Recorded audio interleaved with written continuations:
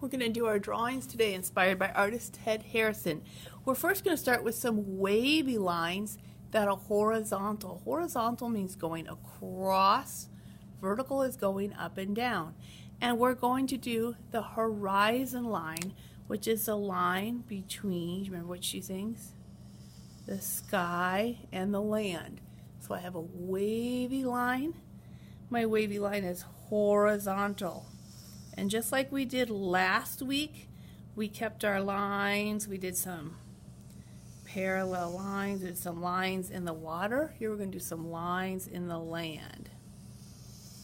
And I'm going to do my lines until they would go off my paper. So there, I'm not really going to draw on the table, of course.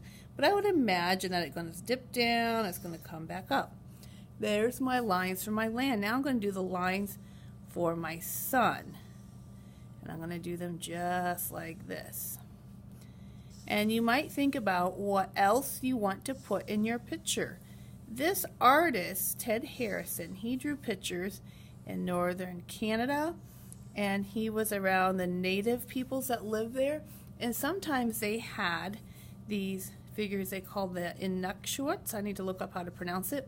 And they were stones, and that's what we looked at before. And they were stones put on top of each other. They almost looked like a person. And they were helping to like give directions. Okay, so a long time ago people didn't have GPS and they're traveling across the land and they want to know, am I going the right way? And they would see these stone figures and maybe they would be like pointing the direction it should go. So if you want to put some stones in, you can. If you want to do a river, now I'm just going to outline this with marker. Now my river, it's going to start really small, and then it's going to gradually get bigger and bigger and bigger. I'm just going to do that with marker. You could also paint that if you wanted to. You can decide. So you can decide what else do you want in your drawing. And if you do trees, remember things that are far away are going to be small. Things that are bigger, things that are closer are going to be larger. So this is where you can use your marker. This is the part where you can color. And then we're going to paint it like we did last week with our warm and our cool colors. So we're going to start with our sun. This paint, you have to get your brush wet and kind of, so you have to get your brush wet and go round and round. So I'm going to start here. This is kind of a review from last week of warm and cool. So I'm going to start with my yellow, and then I'm going to rinse out my brush. Every time you change colors, you rinse out your brush. And then I'm going to go around and around and around. I'm going to get some orange, and I'm going to mix in with that yellow a little bit. Now I'm going to do some orange. And then what's my next warm color? What am I going to do next?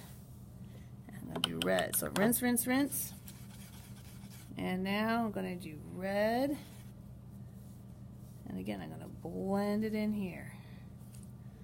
Okay, and I'm going to fill the whole paper. I'm not going to leave any white spaces.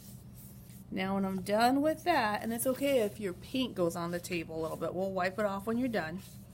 When you're done with that, then you're going to do your ground is going to be the cool colors. And doesn't really matter what order, but you're going to put all three of the cool colors into your painting. When you are done, raise your hand, wipe off your area, and I will give you a paper to do a free draw.